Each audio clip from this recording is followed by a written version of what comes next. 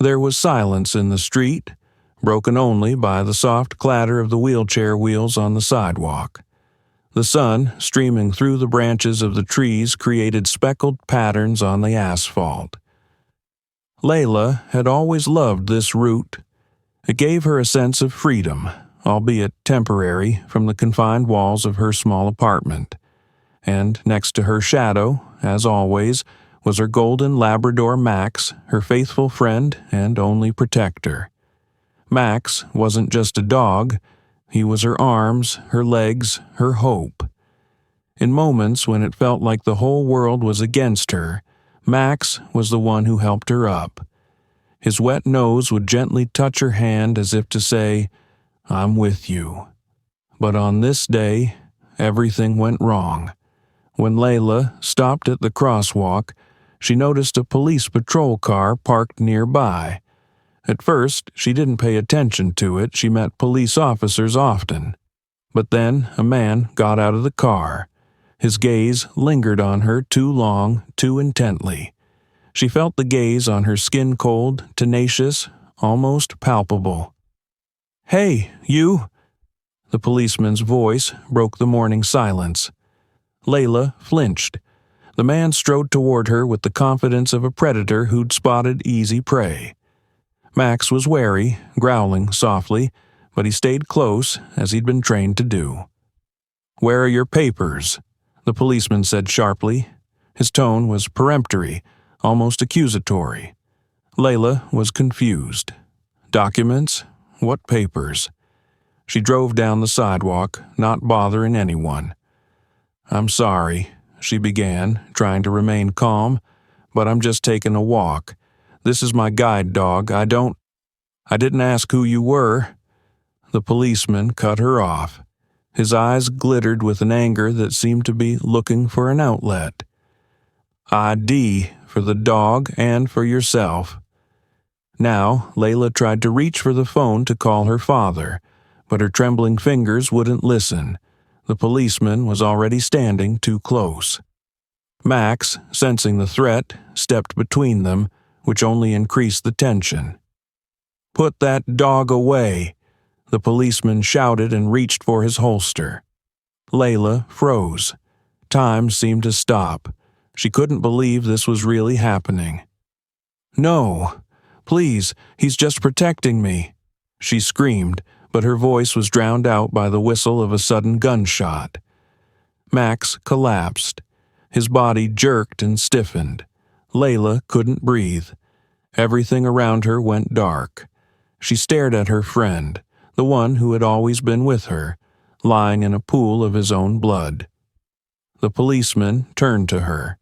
His face was contorted with a strange mixture of satisfaction and irritation.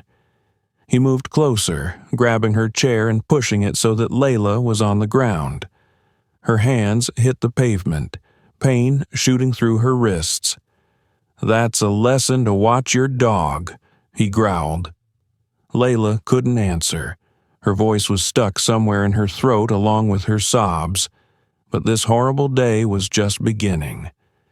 Tears still glistened on her face as Layla tried to sit back in her chair, which was now almost unusable. The wheels squeaked, the axle buckling from the impact. Her heart pounded frantically, and the only question in her head was why. She did not yet know that this question would soon become the leitmotif of the day. The policeman stood nearby, arms crossed over his chest. His dark glasses hid his eyes, but there was no doubt in his expression that he was enjoying his position of power. Slowly, as if he wanted to stretch the moment, he stepped forward and leaned over Layla. "So, how's your dog?" he said with a smirk. "Maybe you need a lesson too." His words were like a slap in the face. Layla struggled to look up at the man. "Why did you do it?" Her voice was barely audible. "He wasn't a threat." The policeman snorted as if her words amused him. "Threats? You're all a threat," he muttered, glancing at her swarthy skin. "Always thinking the laws aren't for you, but as long as I'm here, that won't happen." Layla felt her cheeks burning with humiliation. She tried to answer, but the policeman raised his hand as if ordering her to shut up. "Listen to me, girl," he continued, leaning even lower. "I see people like you every day. You think your little problems entitle you to everything. A wheelchair? It's not a shield. It doesn't make you special. You're just another one of those people looking for free indulgences." His words struck like stones. Every syllable was filled with contempt and hatred. Layla clenched her fists, trying not to cry. "I didn't do anything wrong," she said quietly, trying to keep the tremor out of her voice. "You stopped me for no reason." The policeman smirked, but his eyes flashed with anger. "Reasons?" He cast a glance at her worn chair. "You're already a reason, baby. You and your breed. Trouble in the middle of nowhere." Max wasn't growling anymore, and his absence weighed heavily on Layla. The policeman stood up, pulling a notebook from his pocket. "All right, enough complaining. Where are your papers?" he asked sharply, as if he didn't notice that she was lying on the ground, unable to get up. Layla shook her head, her voice trembling with terror. "I don't have my ID on me. I'm just out for a walk." The policeman grinned and snatched up his walkie-talkie. "Well, we'll see what the database says. If you're a wanted man, I'll know it." Layla watched him walk back to his car, still muttering something into his walkie-talkie. His voice sounded like a sentence, filled with veiled threats. She tried to rise, but the chair, damaged by his blows, was useless. Max, her only support, could no longer come to her aid. A heavy silence surrounded her, broken only by his sharp commands over the radio. The policeman returned a few minutes later. His face was stony. "Your luck has run out," he said, glancing at her face. "Come on, get up. Or do you need help with that too?" His voice was venomous. He grabbed her arm, setting her roughly on her feet, as if to show her that she was not a person but an object to be moved at will. "You know, I don't care who you are or what your problems are. Only the strong survive in this world. And you don't seem to be one of them," he said coldly. Those words made Layla feel smaller than she was, as if her world, already bounded by physical walls, had become even tighter. But she didn't know one thing. Her father was already on his way to her, and this day would change the lives of everyone involved in this nightmare.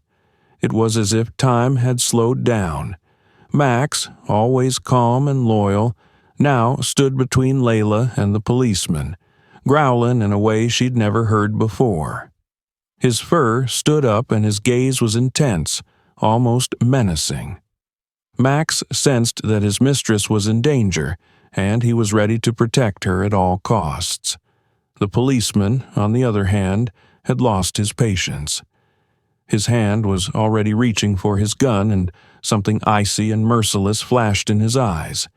He stepped forward, pretending not to notice her scream or her desperate attempts to explain. "Put that thing away, or I will," he said sharply. His voice was like the stroke of a whip, making Layla shiver. "No, please, Max is not dangerous," she shouted, covering the dog with her arms. Max stood firm as a wall, protecting her from the approaching threat. "For the last time, put it away," the policeman thundered, drawing his weapon. There wasn't a shadow of doubt in his voice, only deafening hatred. "Max, please sit down," Layla whispered, desperately hoping her friend would listen. But he didn't move. Max stared at the policeman, ready for anything to happen. The shot rang out suddenly. It cut through the air like lightning and made Layla's world come crashing down. Max shuddered, his legs buckling, and he collapsed to the ground. Blood streamed darkly across the asphalt, soaking into the cracks of the road. "No!" Her scream was piercing, soul-crushing. Layla rushed to Max, her arms shaking as she wrapped her arms around his lifeless body. His eyes, once so kind and understanding, were now closed forever. She pressed herself against him as if hoping it would help, that she could bring him back to life. But Max's body was already cooling, and reality was crashing over her in a wave of pain and despair. "How could you?" she whispered, turning her head toward the policeman. Her voice shook with anger and pain, her eyes filled with tears. "He was my life, my family. How could you?" The policeman only shrugged his shoulders. His face remained impassive, as if nothing much had happened. "It's only a dog," he said coldly. "Maybe now you'll learn to obey." Those words tore her heart apart. Layla looked at the policeman, realizing that the man in front of her was not just a man, but a monster. A monster that didn't care about the pain it caused. She looked at Max again, running her hand over his soft fur, which was no longer warm.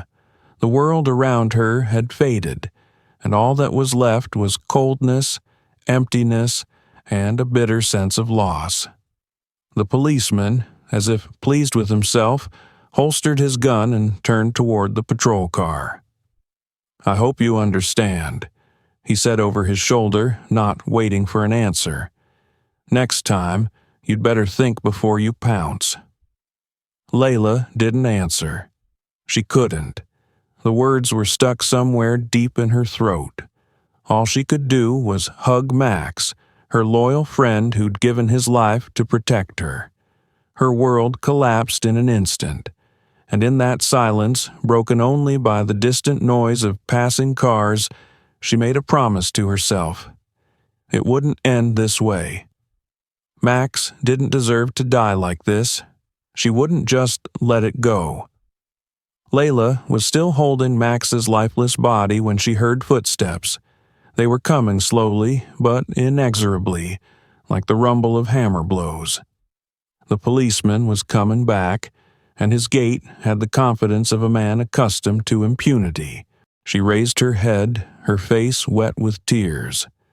Her whole body trembled, but there was a barely perceptible spark of resistance in her eyes. "Do you think this is the end?" he said, stopping in front of her. His voice was steady, but it was threatening. "Do you hear me? You have to know your place." Layla tried to say something, but her voice betrayed her.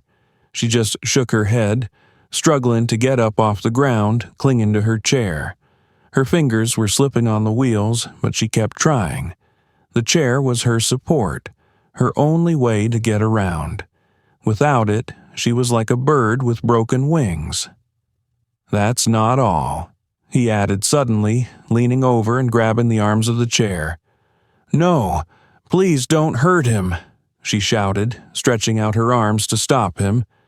But the policeman did not even look at her. With a carelessness that made the blood run cold in his veins, he lifted the chair and, as if in a show of strength, threw it violently to the ground. The mechanical grinding sound was deafening. One of the wheels flew off to the side, the axle cracked, the backrest snapped in half. Layla screamed. She tore toward the chair as if she could save it, as if it were not a thing but a part of her, torn away with cruelty. Her fingers trembled as she touched the wreckage, but it was useless, broken, just like her hope. "You call that transportation?" The policeman grinned mockingly. "It's just junk now, just like everything else around you." Layla looked up at him. Her eyes were full of terror and despair.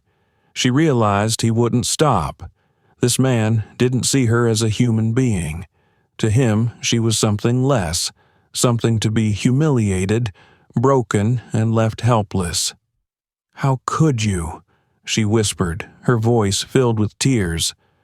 How could he? He leaned closer, his shadow covering her face. "Because I can. Because no one can protect people like you." Those words were perhaps the most frightening. They sounded like a verdict, like confirmation that the world was against her. She was left lying on the cold ground, surrounded by the shards of her life. Her body ached, but her soul ached more. The policeman looked at her one last time, as if deciding whether to continue. Then he turned abruptly and headed for his car, throwing over his shoulder, "I hope you've learned your lesson." The noise of the engine filled the silence until the patrol car disappeared around the corner. Layla was left alone. Her dog was dead, her chair broken, and her spirit crushed. Fear enveloped her, gripping her like an iron hoop. She realized she wouldn't even be able to get home, let alone fight for justice. But inside, beneath the layers of terror and pain, something new was brewing, a quiet but steady fire. She looked up at the sky, where the first stars were slowly lighting up. This day would not be the end. It couldn't be. She knew she had to fight, even if it would be the hardest challenge of her life. Layla lay on the cold ground, surrounded by the wreckage of her life. The blood of her friend, Max, still glistened in the evening light, forming a scarlet puddle at her feet. Her breathing was ragged and her heart was racing, but she couldn't take her eyes off the policeman who was slowly making his way back to her.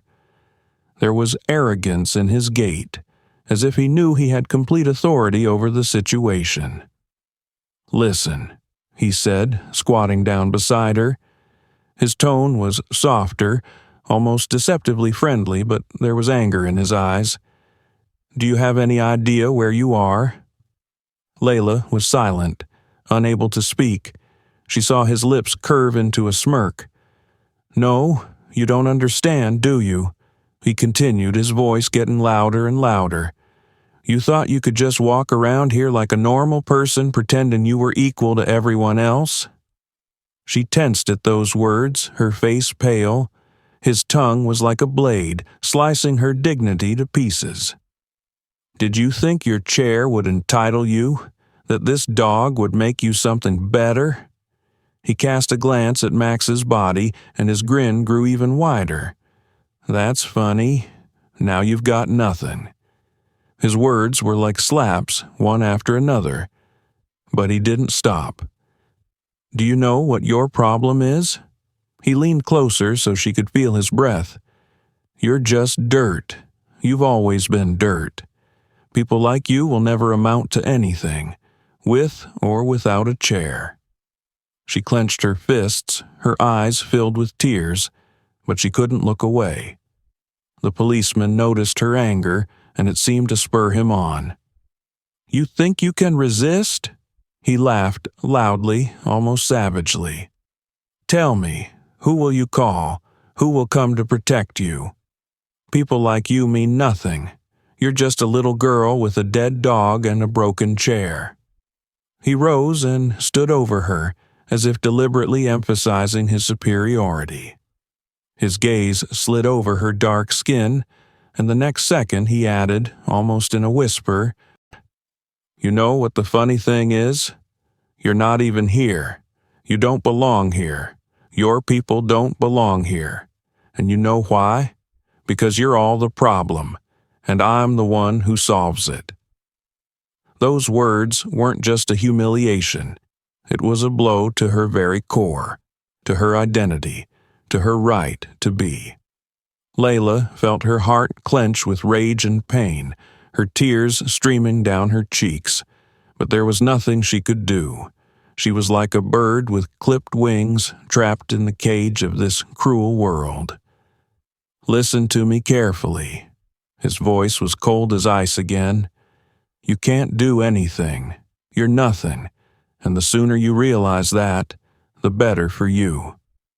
He turned and headed for his car, leaving her on the ground, helpless and humiliated. His words continued to ring in her ears like an echo that couldn't be drowned out. Layla felt like the most insignificant person in the world, but in that silence, amidst the pain and humiliation, Something new was born inside her. Something that had previously been hidden beneath layers of fear and helplessness. It was something strong, unyielding. It was a promise she had made to herself. She would not let him be right. Her heart was pounding, but no longer from fear. It was anger, and it was a force that was just beginning to awaken. Layla sat on the cold ground, surrounded by a silence in which only the echoes of the police officer's recent humiliation echoed. The wreckage of her wheelchair lay nearby, a symbol that her world was shattered. Max. She couldn't even think of her faithful friend without another bout of pain. She didn't know how much time had passed. Her phone, which had fallen out of her pocket, lay nearby, the screen blinking. Suddenly, the screen flashed brighter. An incoming call. She picked up the phone machine. It was her father. "Layla?" His voice was wary. Normally calm and poised, it sounded harsh now, tinged with panic. "What's wrong? Why didn't you answer?" Her voice shook as she began to speak. "Daddy, he killed Max. He broke my chair. I can't." She couldn't finish, her tears taking her breath away. There was an icy silence on the other end of the line. Her father, an FBI agent with years of experience, was a man who could rarely be thrown off balance, but right now, his silence was louder than any shout. "Where are you?" he asked, quietly but firmly. She named a street, and within seconds the line cut off. Dad was moving fast. Meanwhile, the policeman was walking back to his car, taking his time. He was pleased with himself, thinking that he had done the right thing. His task was accomplished. He had shown his place to another weakling who, in his opinion, was trying to live above his level. He opened the car door and was about to drive away when a black car pulled up sharply on the other side of the street. The door swung open, and out stepped a tall man with sharp features and eyes full of rage. That was Layla's father. He noticed her at once. His daughter was sitting on the ground, confused and broken. He walked slowly toward her, his boots thudding on the pavement. Layla looked up when she saw her father, and her lips trembled, but she couldn't say a word. "Layla," he said softly, kneeling down beside her, "it's going to be okay. I'm here." But his gaze, full of pain, shifted to Max's body lying nearby. His jaw clenched, and his hands involuntarily clenched into fists. He turned around, and his eyes met the policeman's, who was staring at him curiously while he chewed his gum carelessly. "And who are you?" The policeman dropped the question, leaning lazily against the car. "Is this your girl?" "Yes, my daughter," the father said, his voice as cold as ice. He stepped closer, his steps measured, but each step seemed to threaten the storm lurking beneath the surface. The policeman, accustomed to authority, snorted and adjusted his belt. "Well, then explain to her that next time it's better to listen to what she's told. People like her think the laws aren't for them. And her dog." He nodded at Max's body. "It's her fault. Teach your kids to respect the police." Layla's father stopped right in front of him. Something flashed in his eyes that the policeman didn't seem to notice. "What is your name?" he asked calmly. The policeman grinned. "What's it to you?" His voice was mocking. "I'm in charge here. You can call me Officer Carter." His father slowly pulled an ID card out of his pocket that read Federal Bureau of Investigation in large letters. He held it out, and for a second Carter's face froze, as if someone had yanked all the air out of it. "Agent Marcus Winston," he introduced himself, his voice flat but threatening with every word. "And I want you to repeat what you just said, right now." Carter recoiled, swallowing nervously. He suddenly realized he wasn't just in an awkward situation. This was a nightmare. He tried to say something, but the words stuck in his throat.